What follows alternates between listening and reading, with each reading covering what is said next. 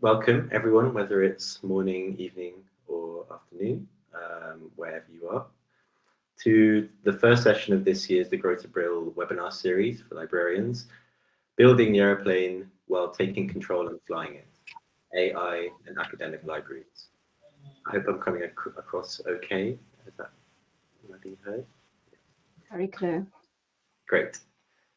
Today, we will present the key findings from a global study commissioned by the Grow to Brill in the autumn of 2025 that explores the opportunities and challenges of AI as experienced across 8 world regions. Before we begin, just a quick few notes. I think maybe next slide, Annika.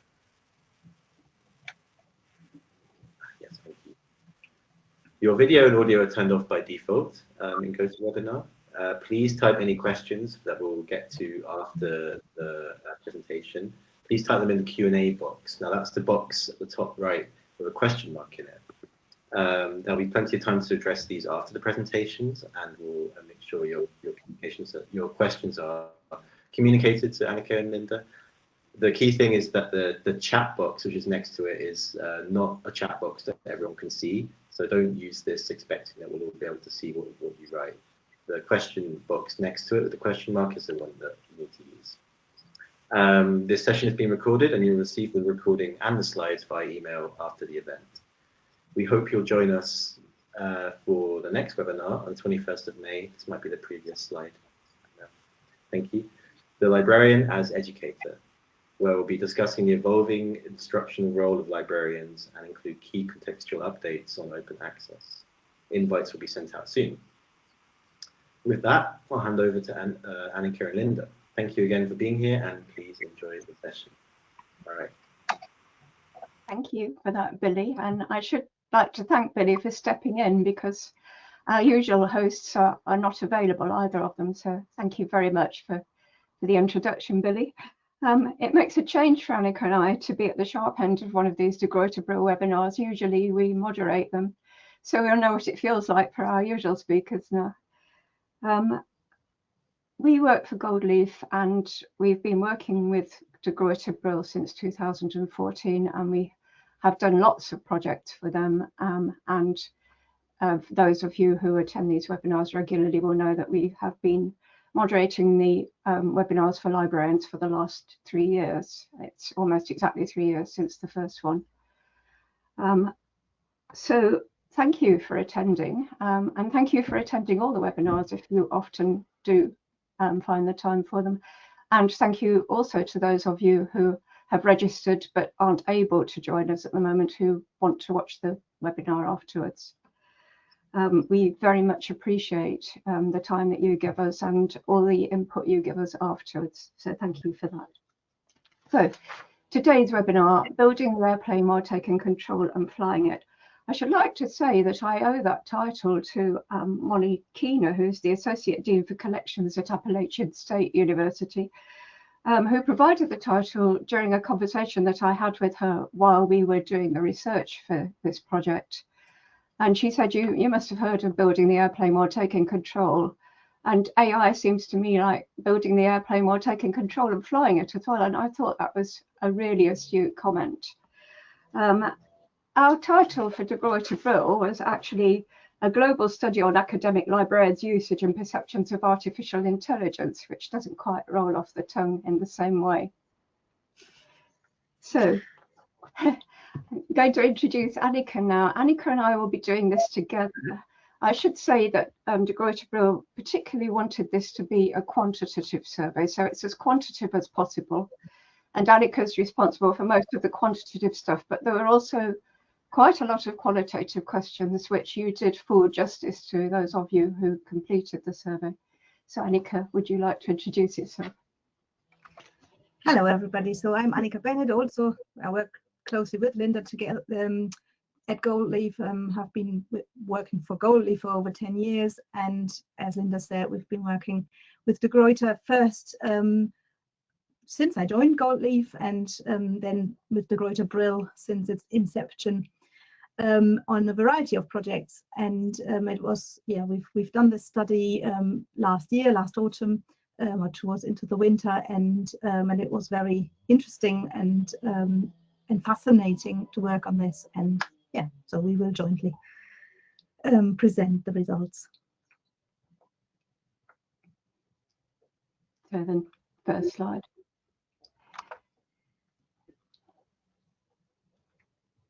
The purpose of the study, well, we've given you a shortened version of this, so if you go to the next slide, Annika, please.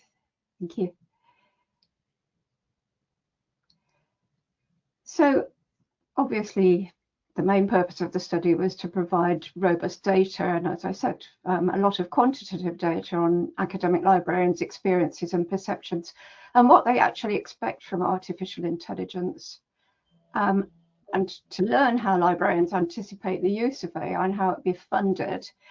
But also, and this was a very interesting dimension to it, to test a hypothesis which was formed by Dominique de Roux, who's the Chief Strategy Officer at De Gruyter Brill, that attitudes to AI for teaching, study and research differ in different parts of the world. So we wanted to explore that hypothesis and find out if we could find evidence to support it.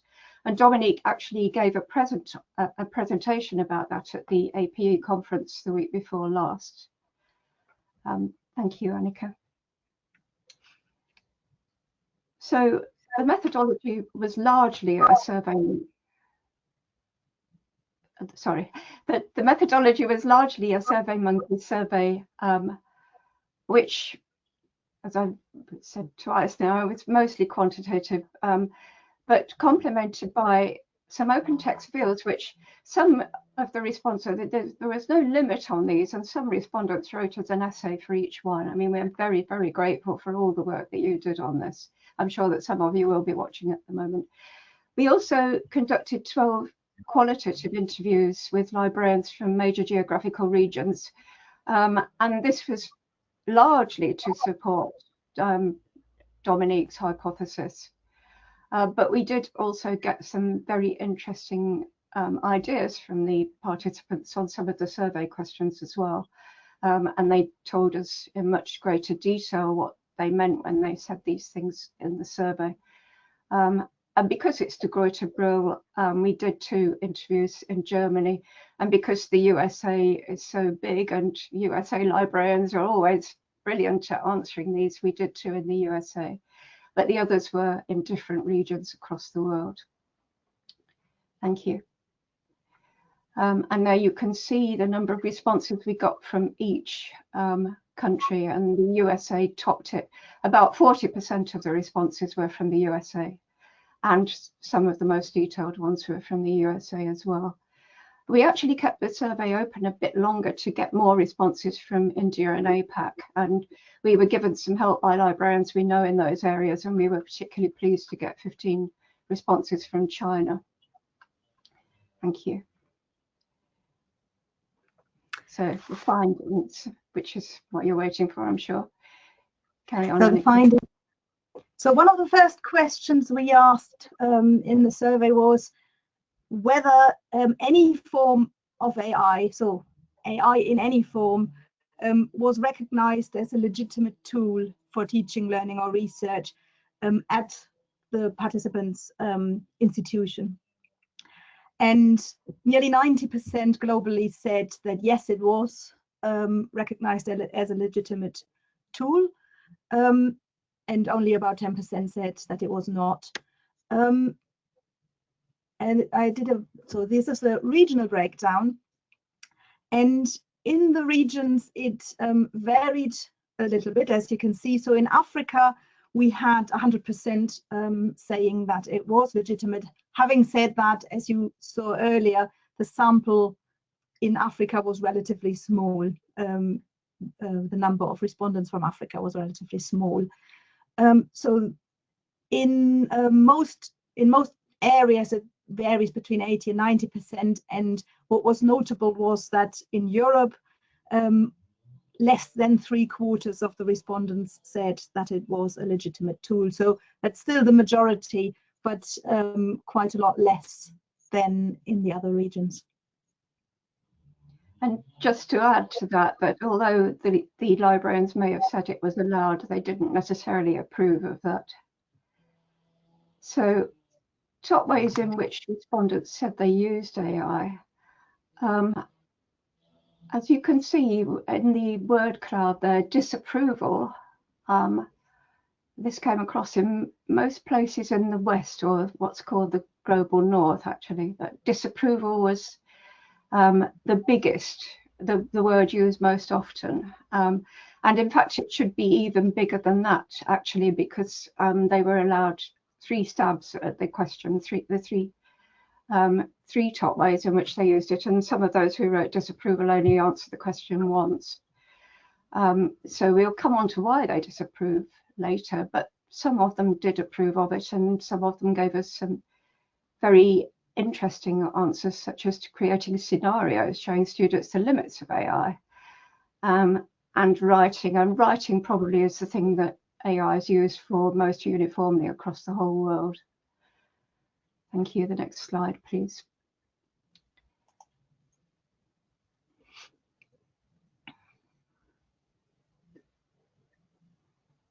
Can we? Yeah, thank you. So some of you will have seen surveys that we've carried out before, and we, like most people who carry out surveys like this, usually call North America, and it includes Canada and the USA.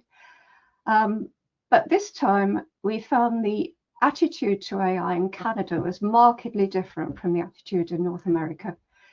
And in fact, nearly all the responses we got from Canada, and we did get a decent sample of responses from Canada, were hostile and very anti-AI, more anti than anywhere else in the whole world, actually, which is really interesting. And dislike was the word that came up the most. Again, it should be even bigger than that, because a lot of those people who said they disliked AI only used the word once, and they had 3 stabs at the question. Again, aspects of writing came up as a key thing. And then if you go on to the next one, thank you. In South America, we only had a small sample, but there was no hostility indicated. And AI was used for some quite sophisticated things there, not just for routine things, but for mental mapping and finding relationships between ideas, as well as all the usual stuff, you know, summaries, preparing visual materials and searching for meanings. The next one, thank you.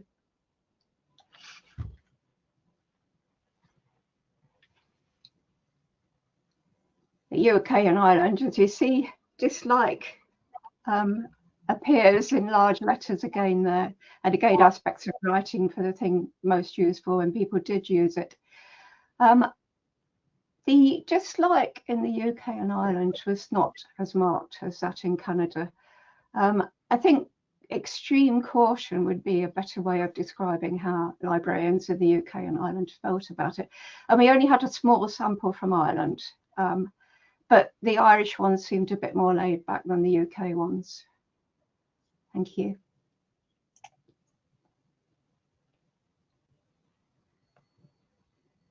And then in Europe, the responses from Europe were very short, even for the written questions. They were quite positive. There was only one really negative one from Malta, but they seem to address AI much more at one remove than people in the rest of the world did, and that became clear, or partially clear, later on, because Europe was probably the place where the responsibility for AI falls least on the librarian, and there were some interesting projects going on instead where the library wasn't the prime mover in deciding about AI, or it was working with a group of other people. And again, aspects of writing came up a lot in terms of how it was used in European universities. And for the first time, translation services figured quite largely, but to be expected probably, since most published content is in English, and of course there's a range of different languages in Europe. Thank you, Annika.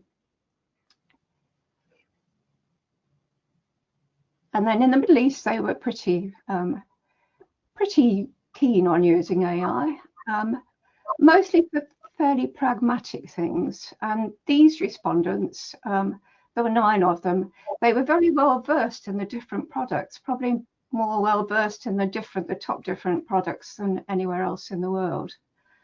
Again, it was used much to assist writing in the Middle East for search functions and specific organizational tasks, and that included tasks in the library as well. Thank you. And we do realise that lumping together India and the APAC countries wasn't ideal, but we did it to get some critical mass there. And Africa we did analyse separately, but as Annika said, there was only a small proportion of responses from Africa. None of the African responses was at all critical. Again, the use was fairly pragmatic, assisting with writing, routine searches, plagiarism checks. But one interesting thing that did emerge from Africa was that because African librarians are so short-staffed and they don't have all that many qualified librarians per library, they couldn't really vet the use of AI at all. And one thing that emerged from this as the project progressed, or as the survey progressed, is that AI, although it appears to be a great leveler, it isn't really, because Africa, people in Africa can't afford to pay for any of the paid-for versions of AI at all. So there is some kind of discrimination already in the Global South when using AI, even though it's a kind of unintended consequence of it. Aspects of writing figured very largely here, which again is not surprising. And then search, technical applications and translation. Thank you. Oh, sorry. And then to you. Oh, so Dominique's hypothesis that there were different attitudes in different parts of the world was very much borne out by our findings in the survey. We didn't really make this clear because we couldn't have done it without giving you lots and lots of examples, but the USA was much more polarized than the other areas. So there were 3 camps in the USA, and as we've already said, we had a lot of respondents from the USA. Some of them were extremely hostile and just as hostile as the Canadians. Some of them were more like the UK and Ireland and had cautious acceptance of AI with caveats, but there was a large contingent that accepted AI with the same kind of wholehearted enthusiasm that we didn't find anywhere else except in China.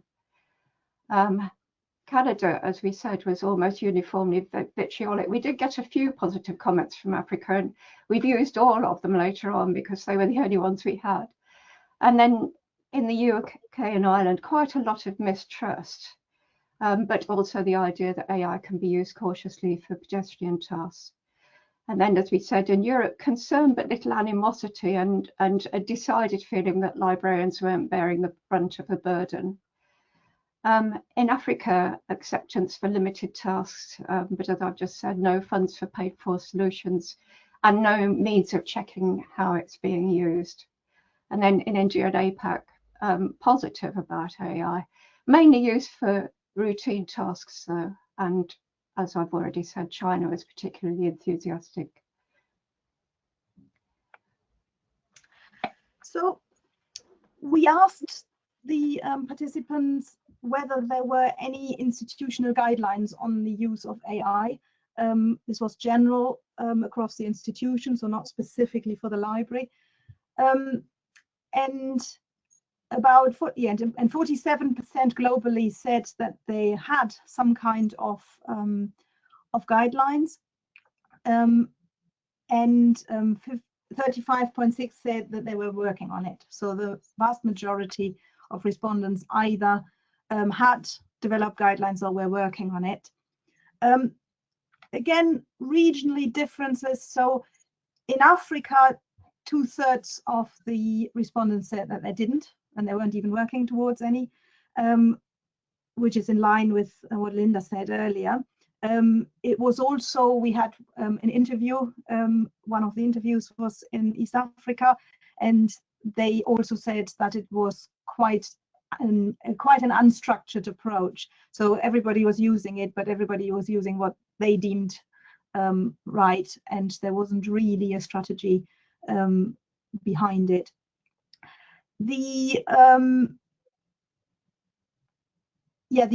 was the highest rate of kind of yes and working on it in the UK and Ireland. So in the UK, so if we look at the no's, which is the light purple one, in the UK and Ireland, less than 10% were just said no, and were neither having or working on guidelines, and it is also the country where the highest percentage did have one.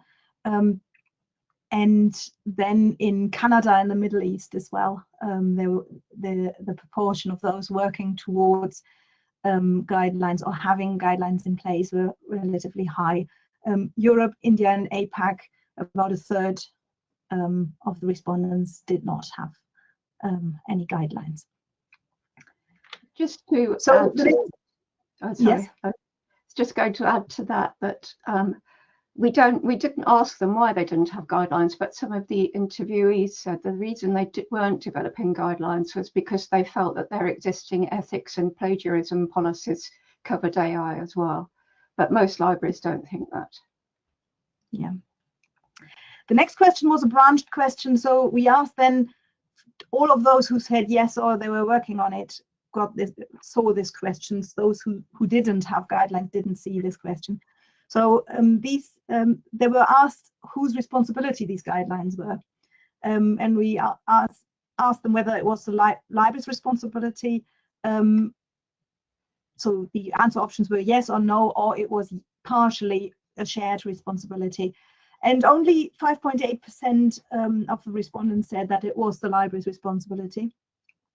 And the majority said that it was a shared responsibility, so shared with other departments with library input.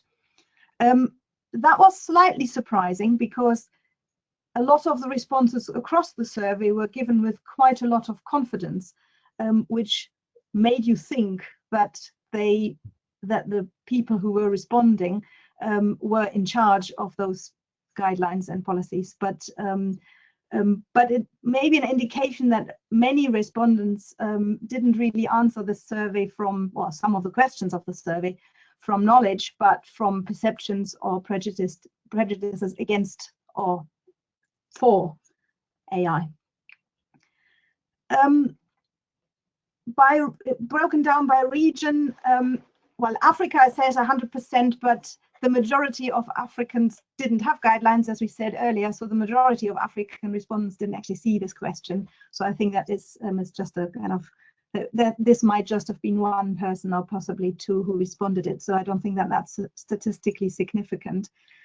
The highest percentage of where the library is responsible was in India and APAC, but again, only just over 10%. But USA, Canada, and Europe were the other three regions where the library was in some institutions solely responsible for AI guidelines.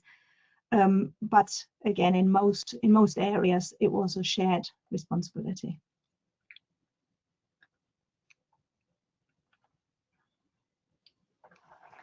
So we then asked which AI tools were in use, and we gave a list of options, but there was also another, so people could also add to that list. And Copilot was the one, which was something we were surprised about. Copilot was the one AI tool which was in most regions most used, and overall globally as well, most used, and then followed by ChatGPT. We had expected that to be the other way around, but that is probably down to two major reasons. One of them being that many institutions, particularly in the global north, have Microsoft packages for their Outlook, for their Office packages, and they then have purchased Copilot as an add-on for people to use. And another thing is that in Copilot, the questions don't, depending on the license, but the questions usually you are asking to AI are not feeding the corpus and there is a sense of that the data is more private, and you can also ring fence the data which is being used in your responses with Copilot. So I think there is whether that is a false sense or a right sense of security, but this sense exists, that the data is securer than elsewhere. There has been, some of you might have seen, there has been some media coverage over Manchester University, who have done a deal with Copilot, or with Microsoft. I think that was last week that it was announced, and in that line, I think that very much falls in line with the kind of responses we received for this question. So this is broken down by region. It's very difficult to read. It is a heat map. The only things I would like to point out is if you look at the column which says Europe, so the darker fields are higher percentages. In Europe, none of the tools is used very much. So the highest was ChatGPT, but only 44% of the respondents said it was in use. So in Europe, the acceptance generally is lower than in Middle East as well, possibly, than in other regions. And in Canada and the UK, Copilot is by far the most used, whereas in the US it is a little bit more than ChatGPT, and globally is a bit more than ChatGPT. But in Canada and UK, this difference is quite pronounced. I think those are the two things to say. Canada is also the only country where publisher AI tools have attracted quite quite a high percentage compared to others. The next question was, so the previous question, to remind you, the previous question was just which AI tools are being used. The next question was, which AI tools does your institution pay for? And on the left, you can see the number of responses of those who said that the tool is being used. And on the right, it is the number of responses who said that the tool is being paid for. And again, you can see specifically with ChatGPT, it comes second in use, but it is actually quite low down the list in being a paid version. So many people use the ChatGPT free version, whereas with Copilot, a more significant number is using the paid for version. And then some of these products are only available in a paid for version. So therefore that answer, that explains why the percentages are quite high, but it also shows that in some of these cases where there's only a paid for version available and people said that they use it but don't pay for it, which shows us that some of the respondents are not necessarily aware that their institution is paying for certain of these tools. Is there anything you want to add to this, Linda? I don't think so. I think I thought that point was interesting, the one that you've just made.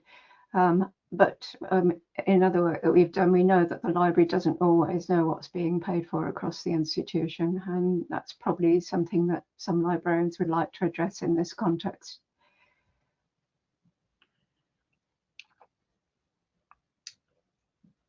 So, so paying for AI in future. So the next question was, are you planning to pay for other AI tools, or for those who don't pay at all at the moment, in the future?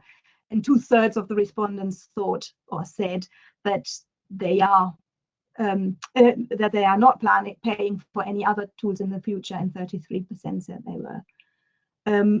There weren't not really marked regional differences here.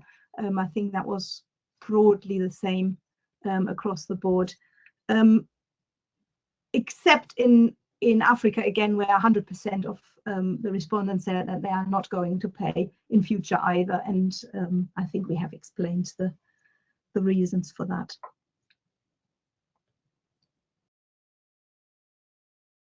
I think that's over to Linda. So paying for AI, I'm sure you won't be surprised by the first point here. Most of the librarians who responded said that they didn't want to pay extra for AI if it was added to publishers' products. And they didn't really like any of the pricing models that were suggested in the questions, but they did have a slight preference for institutional subscriptions and one-off purchases. Later on in the survey, actually, and also borne out by the interviews, some of them actually did say there would be things they would pay for, but they would have to work really well, and probably there is no product that's really been tried and tested enough for them to be able to judge that just yet. Next slide, please. So we asked them what they might recommend based on their knowledge or based on what they thought they might like in the future. In the USA, more than half of those who answered the question said they wouldn't make recommendations because they didn't want to. And then ChatGPT was mentioned the most, and then all the others, well, Copilot and Perplexity 3 times each, and then the others got mentions, but not many mentions. Google Notebook, by the way, didn't seem to figure very largely in this, which is was also something that surprised us. And then Canada, have we got Canada?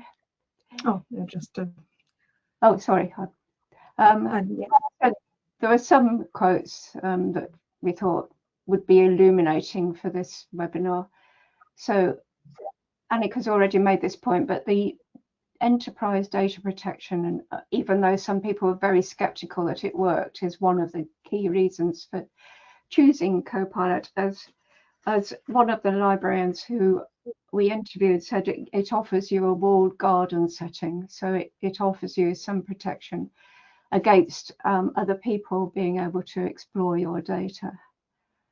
And that, the second one, playing ChatGPT and Copilot against each other all the time for the best results.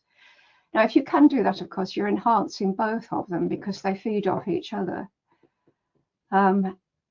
And then there are a lot of great OCR models on Hugging Face. I'm very intrigued by Liquid AI. We didn't get all that much about Liquid AI. I'm not entirely sure that I understand it even now, but Copilot says about it, Liquid AI is an advanced AI platform built around liquid foundation models, which use liquid neural networks to deliver highly efficient, adaptable and scalable AI across various devices and applications. And I'm sure you all knew that already. So the next slide. Thank you, Annika. Canada. So we only got 3 even mildly approving responses from Canada. And some of these were for very specialized tools. So size-based napkin Dockerlysis, and then Consensus. Consensus was mentioned favorably quite a lot during the course of the survey. And then Elsevier's Science Direct, somebody said they liked the idea of it, but they weren't convinced that it actually worked. And that was the best that anybody gave from Canada. The rest were really quite, I mean, some of them are really quite vituperative, which was interesting for us as an analyst, but probably not something we ought to share on this webinar. Thank you, Annika. So the UK and Ireland, again, 50% wouldn't share with us any recommendations, and 6 respondents made some qualified recommendations, Copilot again, and then some very specialized tools again. And then Google LM got a mention there, which we've added because it got so few mentions. Thank you. And then in Europe, 8 of these, as we said, the European librarians seem to be quite hands-off. And 8 of them indicated that they have very little experience of AI. So, you know, that's about 2/3 of the people that we interviewed that replied. One of them from Poland said that they were interested in AI for specific platforms and limited to content from those platforms, which we've included there because that really goes against the general trend. And then there was one universities saying they were developing their own tool. And we didn't really ask if people were developing their own tools, but clearly some institutions are. And one thing I'd like to add to this is that just because European librarians weren't actually at the forefront of using and assessing AI products doesn't mean that there isn't a lot of work going on in Europe. And some of the interviewees, there was one interviewee in particular from a Swedish university, and they had a very sophisticated university-wide cross-disciplinary and cross-functional apparatus set up for assessing AI products and deciding which ones they were going to buy. So we're not saying that Europe is behind with AI. We are saying that European librarians don't bear such a high burden of making the decisions as librarians do in the rest of the world. Thank you, Annika.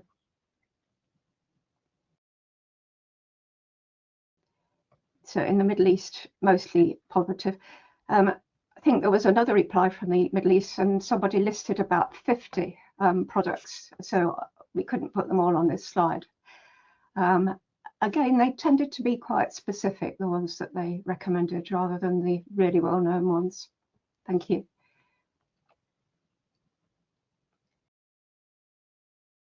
And then India and the APAC countries, and as we expected, we got some more unusual ones here. And DeepSeek was particularly popular in China, and then the more usual ones as well.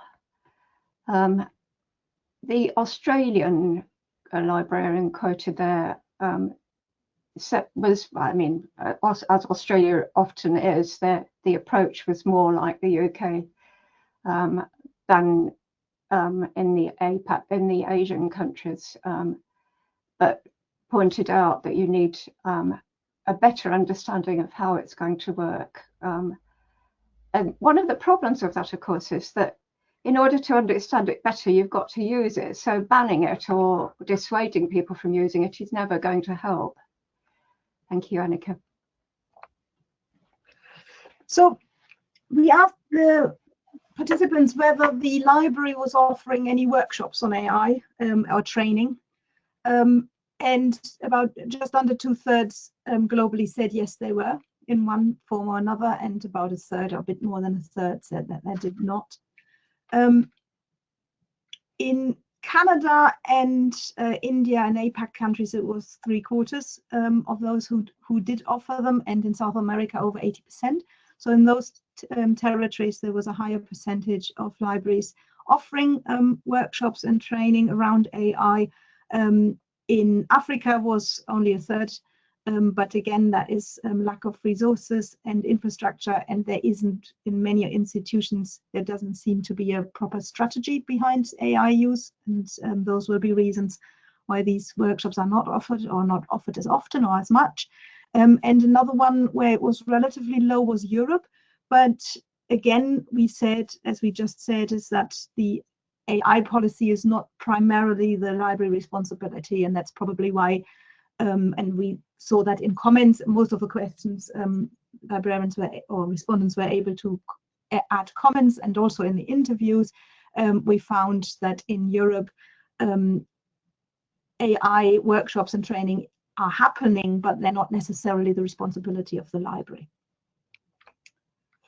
So we then asked to look to the future and asked for in which areas would you see that AI would be useful, and in which areas of your institution and or your library would that be a use? Would AI be useful in general, regardless of what the actual tool looks like? And we categorized it into different categories, and the first one was for research and discovery.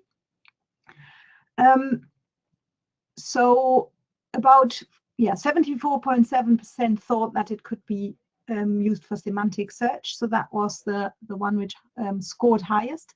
But also the other tasks or functionalities within research and discovery, like literature reviews and AI recommended search and cross-disciplinary insights, scored relatively high globally.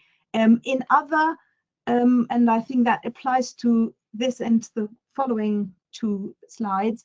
In other, a big percentage of respondents didn't actually list other users. A big percentage of respondents there said that they didn't like AI for this particular task. So, for example, in research and discovery, they were saying, you know, the students or the academics, they should be doing that without AI, and AI is not useful in this sentence. So those weren't necessarily other users.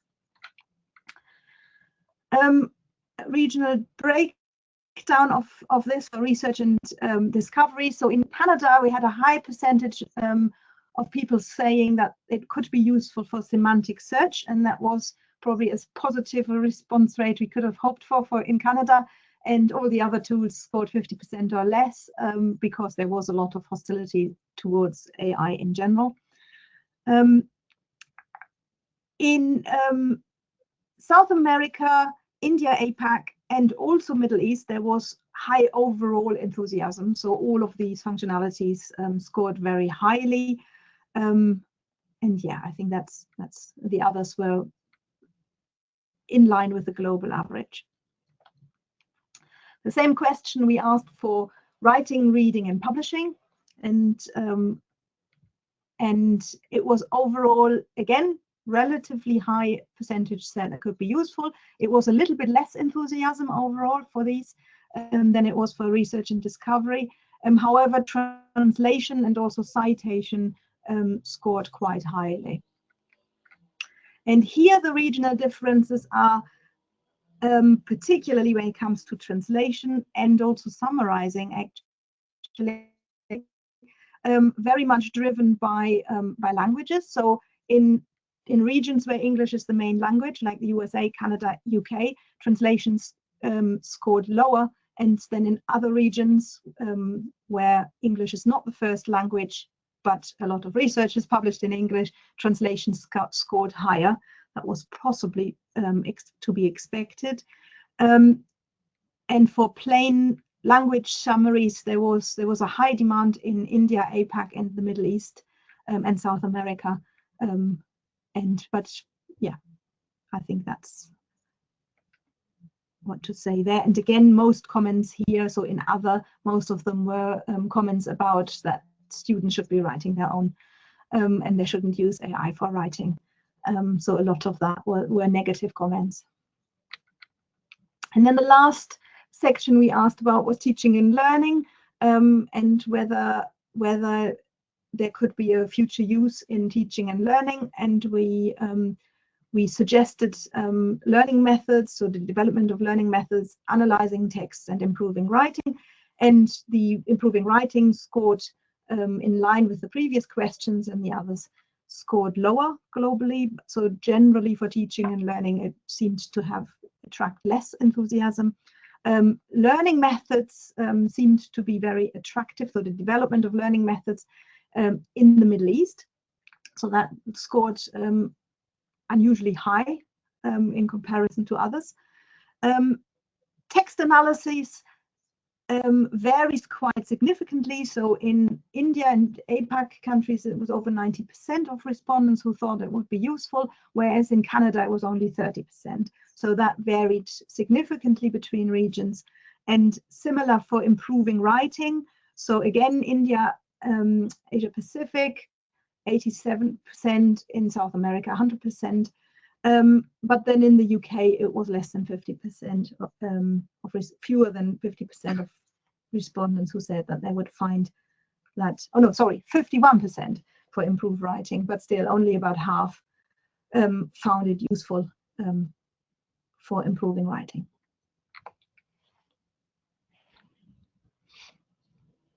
So just to add a bit to what Annika's just said, the fact that they said that these AI could be used for these applications doesn't necessarily mean that they approved of it, because they told us earlier that they didn't approve. But I would also say that as the survey went on, people seemed to settle down a bit more, and they got all their negative thoughts out of the way. And by the time they got onto these later questions, they were adopting a more balanced view. and that showed in those questions, which we did want some very specific answers to, so we were grateful for those. So institutional attitudes, as I've said, there were 3 types of attitude in the USA, but this is the institutional attitudes in every case. It's the institutional attitudes filtered through the perception of the librarians. So weariness mixed with resignation. And then AI is a useful tool that needs to be leveraged, excitement, and some love it, some recognize that it's here and we have to find a way to teach with it and in spite of it, and some hate it. So that those quotes kind of represent the librarian's view of the institutional view of AI. But both in the USA and elsewhere in the world, there was a decided not just impression that librarians actually said that they were the kind of gatekeepers. They had to persuade others to keep a balanced perspective about AI and not go one way or the other, which is very interesting. And I think the academic community and publishers actually should be grateful to librarians for having a tendency to exercise this kind of caution. And if you think about it, it's what librarians have always done. They've always been responsible for training students and researchers in ethics and literacy, digital literacy, and they have assisted publishers for many years in making sure that their patrons observe copyright and licensing contracts. So I think librarians were acting in character here and trying to say there should be a more balanced view. The next slide, please.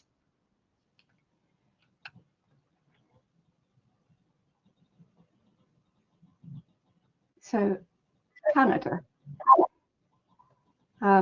These are some of the more moderate replies that we get from Canada. So one says great concern about AI. Another says mixed, which the Americans did, and then it's all over the place.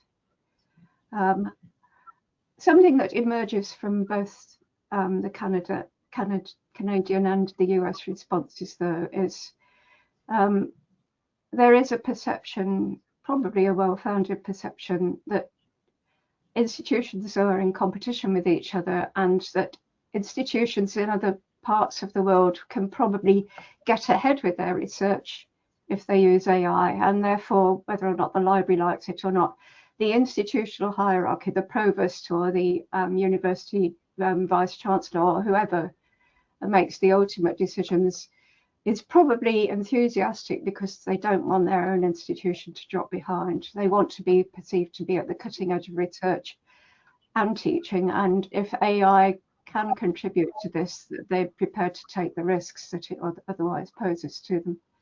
Thank you, Annika.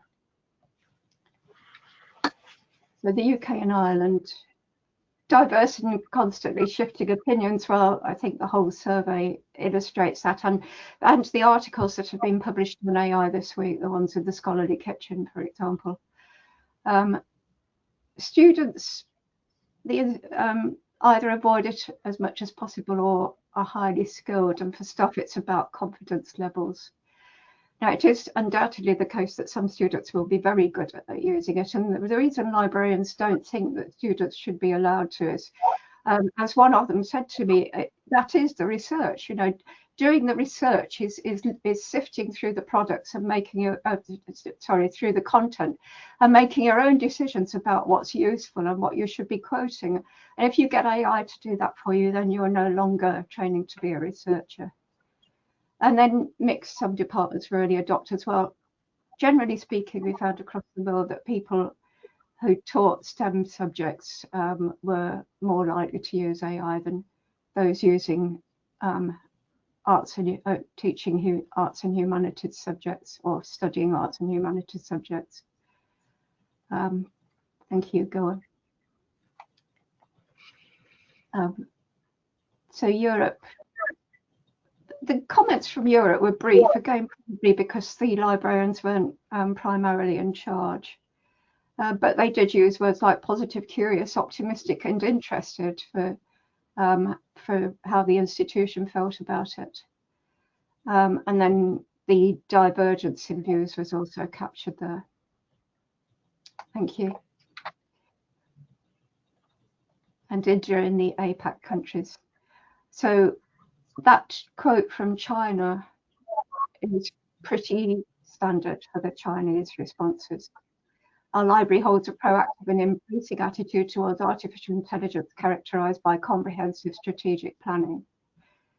So if the rest of the world ignores AI, it knows that China is going to use it in every way it possibly can. And not just China, I mean, individual institutions in other countries as well. And then that Australian response, which again was very reflective. Okay, that's fine, thank you. So some conclusions. The study strongly supported Dominic Daru's hypothesis, as we've already indicated, that attitude to AI differs in different geographical regions. Even the most enthusiastic AI supporters do recognise that clear ethical guidelines need to be established by either the library or the institution itself, although there is a decided impression that they haven't nailed that yet. And training in how to use AI properly is also necessary. And the most favoured applications are those that work across a variety of disciplines. And I should have said as well, either that or the ones that help specific disciplines in a very specific kind of way indeed. So it's either the silver bullet or a scattershot, the silver bullet for an individual discipline or a scattershot approach across all disciplines. And finally, it's early days yet. I mean, we only prepared these slides last week and things have changed a bit even since then. So thank you for listening, and we'd be very happy to answer any questions. Thank you again to De Gruyter Brill for sharing this. It was an extremely generous thing to do. And I'm sure the whole library and academic community appreciates that. Yeah, thank you to Linda and Annika for the great presentation and for the really excellent research. I should have introduced myself before briefly that I am, my name is Lee and I'm Digital Communications Manager at De Gruyter Brill. And I've worked with Linda and Annika on a few things before. We have a long-running partnership between our two companies, and we've done not only webinars, which you've all come to before, but also lots of other surveys like this one, and we work on blog posts together as well. So you'll find summaries of all these webinars on the blog, and also other interviews and discussions about modern librarianship. So please check it out. Yeah, we'll take some questions now. There was a lot to go off in that talk, but I kind of wanted to start with just to bring it to your perspective, because as you said, it's really a nice occasion to have you both on the sharp end of the questions for once. And I wanted to ask about the experience of doing this research project. What surprised you? What were some highlights and some things you'll take away for the future, maybe to get things going? I think the thing that surprised me most, apart from the very, usually in librarian surveys, they're pretty calm in their replies, but there was a great deal of passion in these replies, one way or the other. And the other thing that surprised me, and I was extremely grateful for, was the sheer amount of effort that people put into their replies. You know, as I said, some people wrote more or less essays on some of the things we asked them. Annika? Yeah, I think, well, yeah, I think I don't have anything to add to that. Yeah. Okay, great. Then we have a few questions in the chat, which I'll get on to. Isabel Holowati, I'm hoping I pronounced that right, sorry, asks, given AI relates to all areas of libraries, services, collections, operations, how did you choose the librarians for this survey, and of who responded in which areas did they work, because she suspects that you may get different answers from different parts of the library. So we're wondering about what their occupational backgrounds. Well, they were mostly senior librarians with a good overview, and all of the people we interviewed were senior librarians. They were mostly university librarians. So yeah, we asked one of the first questions. We did ask some questions initially about the makeup of of the respondents, and one of them was I think one of them was the level of seniority we asked for. And yeah, as Linda said, most of them were either in mid-management or higher. Yeah. Okay, and great. how did we recruit them? There were various ways. How did we choose them? We recruited them, or we spread the word through our networks, through various channels, through the Greuter Brels network. So there was a several pronged approach how we spread the word for the survey. We didn't really choose any of the respondents except for the interviewees. We chose the interviewees because we have probably about 300 librarians that we know very well across the world, and we chose people who we knew would be able to give us good responses. Yeah, and so it was also again, it was a mix of our contacts. Most of it was contacts, but we also asked in the survey. We asked if anybody was.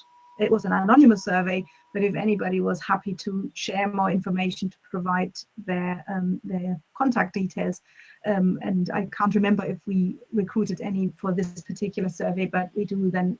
Sometimes that's what we usually do. Then would also contact people who filled in the survey and were happy to be contacted again and interviewed and invited them for interview.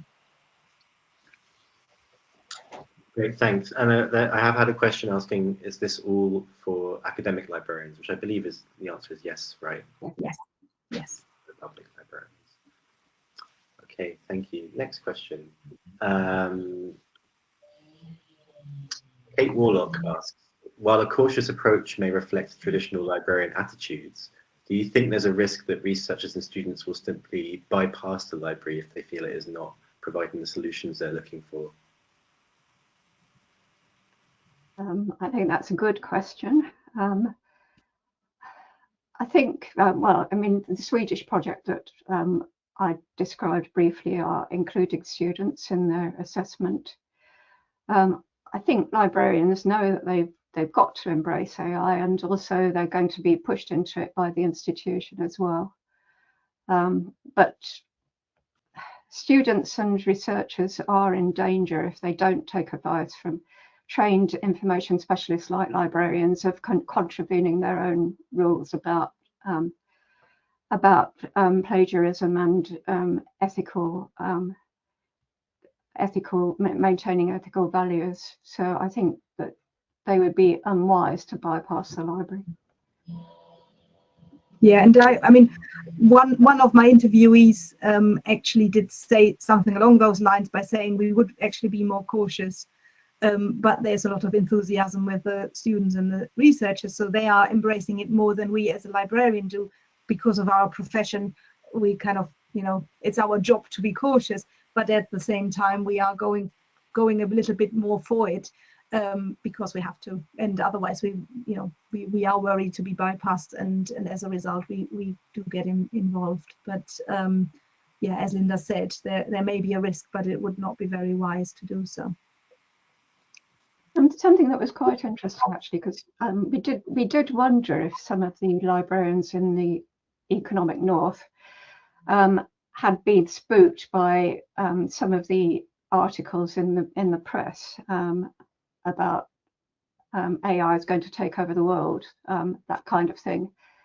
But at the APE conference, which we mentioned, where Dominique gave some of the results from this survey, there was a speaker from Google there, and he said AI is a very useful tool as long as you don't let it go too far. And I thought, well, he should know, because they've got some of the most sophisticated AI applications in the world. So there is a very good case for librarians to keep on exercising caution. I mean, the other thing, of course, is that if if it's just like the Wild West, then they're going to breed a generation of researchers who aren't proper researchers. Thank you for the responses. A couple of questions that are about internal policies and procedures, a bit more specific. Was there, this is from Jennifer Folk, was there much feedback on AI, using AI tools for more library-specific internal tasks, such as cataloging, natural language processing, digitization, metadata, and so on? Yeah, all of those. Yeah, and we regarded those as quite pragmatic, and there was a kind of two-pronged approach to that. One of it was, you know, this will free up librarians for other things. These are boring, repetitive jobs, and there's some debate about metadata and what kinds of metadata were actually needed and whether AI could help to improve MARC records or dispense with MARC records. But also there was concern that because libraries have had to cut back so much on staff, that AI could make them have to cut back on staff even more, and someone could come along and say, well, we don't need you because we've got AI to do it. So on the one hand, there was enthusiasm for the fact that AI could do all these mundane tasks, and some quite customer facing ones even, and also the concern that the librarian might be removed altogether from the scenario.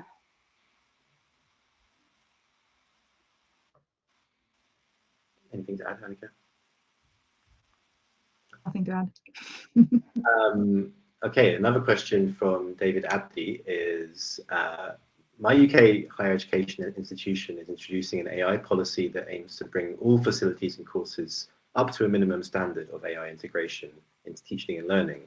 So I guess libraries working across the university as well with other departments. He'd be interested to know if you came across anything similar in responses to the survey. Did you, Annika? Not the library working. I mean, the Swedish project was rather different. It was about assessing AI tools. Yeah, but I mean, there have been various institutions which said that they're developing an AI policy, and there are stakeholders from all sorts of different departments, including the library, who work together on this policy. We've had that, but not to bring it up to a minimum standard. Not so much. It was that was more in relation to a usage policy and you know, whether to declare AI or to use only certain tools, that kind of thing. That seems to be a kind of cross-disciplinary approach often, which involves the library and others, but not in the same way. No. Okay, interesting. Maybe there's something interesting going on, David, and your institution. A couple of questions have just come in about environmental impact. So from Lake Sok-McNab, were the global climatic impacts discussed or raised during the surveys and interviews? And from Shanda Bellis, where does the responsibility of environmental impact lie? Users, institutions, or the companies? So maybe there's the way of relating those two questions. Yeah. Well, one of the main reasons that the Canadians were so hostile was because of the environmental impact, and they made more comments about that than anybody else. Well, you can answer the one about whose responsibility, Annika. I mean, I don't know that we're qualified to comment on that. No, I mean, it's not something. Well, so the environmental impact is not something we explicitly asked for. I have to say, so that's not something we have a kind of an explicit answer to. It is something which did come up, and it did come up in interviews and in comments. So we can kind of deduct a little bit from that, and I think mainly people are skeptical about it, and people are not necessarily saying you shouldn't use AI at all, or we wouldn't subscribe to a tool, or we wouldn't buy a tool because of the environmental impact. But people, I had at least in 2 interviews where people said that part of the training should be how to use it responsibly in terms of data and data protection, but also how to use it responsibly on an environmental impact, and not use questions for the sake of it. and be aware, and the students should be aware that you can do all sorts of fun things with AI as well, that has an environmental impact. So it came up in that context, in the context of training. Okay, thanks. Another question about joint policies. So during your research, this is from Jonathan Junaid. During your research, did you notice whether libraries or universities in certain countries were joining forces to establish policies and guidelines regarding AI, so between different institutions? I don't think that we addressed that. They could have been, but I don't think we would have been able to detect that from our work. I think there were one or two instances where people said they would take advice by their consortium, for example, but it doesn't mean that the consortium has an influence on their policy directly. It would just be, so, and no doubt that they will speak to their colleagues at other institutions if they're working. There was a big proportion of libraries who are working on a policy. No doubt they will have input, but not direct input, but they will probably ask their colleagues at institutions who already have one how they went about it, or but that was not something we really have an answer to, or which something we didn't really ask either. Fair enough. A couple of people are asking if the study will be repeated in the future, or if there's any plans for something like that, because it's an evolving issue. Well, that's very much in the hands of de Gruyter Brill, but I don't think they've even begun to scratch the surface of the results from this study yet. Yeah. It would certainly be useful. It would certainly be interesting too. But it would certainly be different too. I mean, it really would. It certainly would be different, exactly. And the question is, can you actually repeat it? So if you were to repeat it in 2 years' time, I have a suspicion that half the questions would have to be different, because they wouldn't work anymore, because it has moved on so much. So possibly, but it was commissioned by de Gruyter Brill, and I think we first need to see what the results of this are bringing and can be used. The process goes on. No other questions have come in for now. I don't know if you have any concluding remarks or anything else to talk about while we wait, or maybe we end it early. We can wait for a little while if you like. Has any questions? Something's come in. Did you come across any comments from librarians that the syllabus of library degrees will need to include AI in the future? Yes. Or do they Yes, learning about AI? And also, one of the people I interviewed said it does. In fact, it already is being included in the syllabus for information scientist degrees. And one specific response was also that one person specifically also said that it needs to be included in the syllabus of information scientists, so for future librarians. So yeah, very much. Thank you.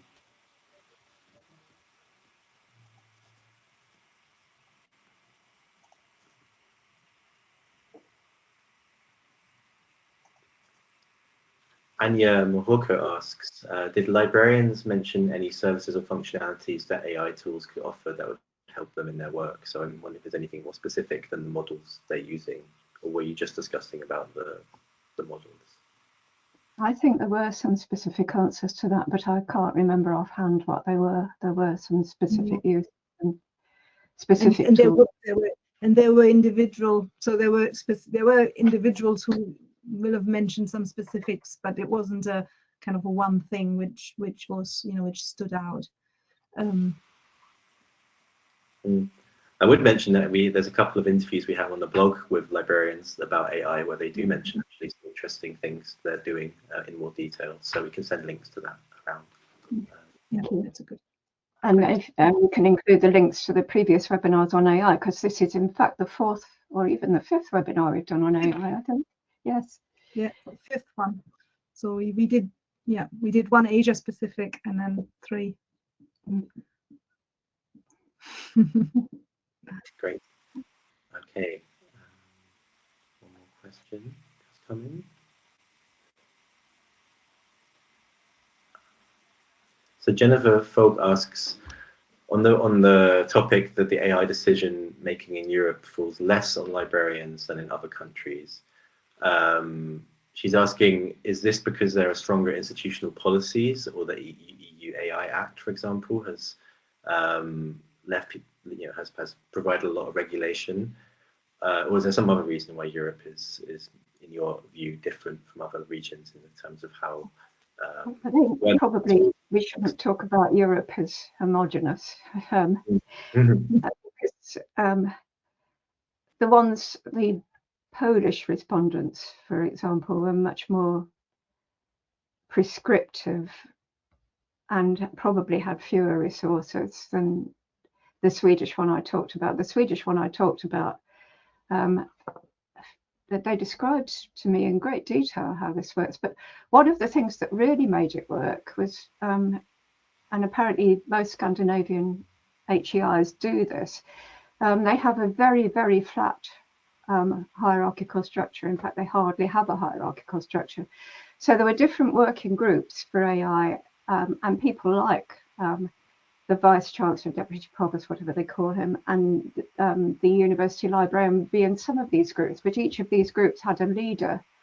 And the other people in the group were subservient to the leader and had to sort of do the work that the leader said, regardless of their status elsewhere in the university. I don't think that would happen in the UK or Germany. So I think, you know, that you can't, although we used Europe as one area, one region, I think if you were to unpick it a bit more, there would be quite different replies from different countries in Europe. Yeah, I don't know if you can see it. I just pulled up that slide again of where the respondents came from. And under Europe, we have this whole tail of countries.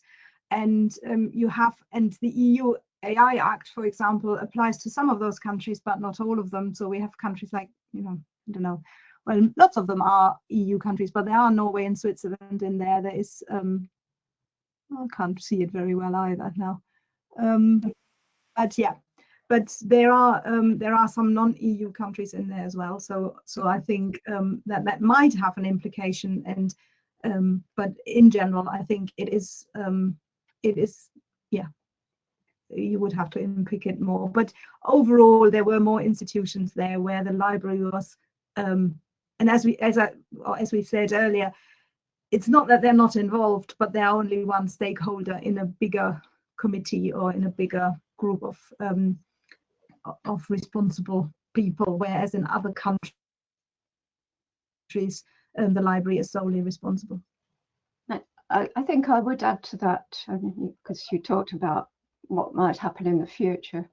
At the moment, AI is sort of sexy and exciting and fun, but you can bet that when we do get down to brass tacks and people realise or have decided exactly what they're going to do and what kind of regulations they're going to impose, I would bet my bottom dollar that the library will end up being made responsible for that kind of work.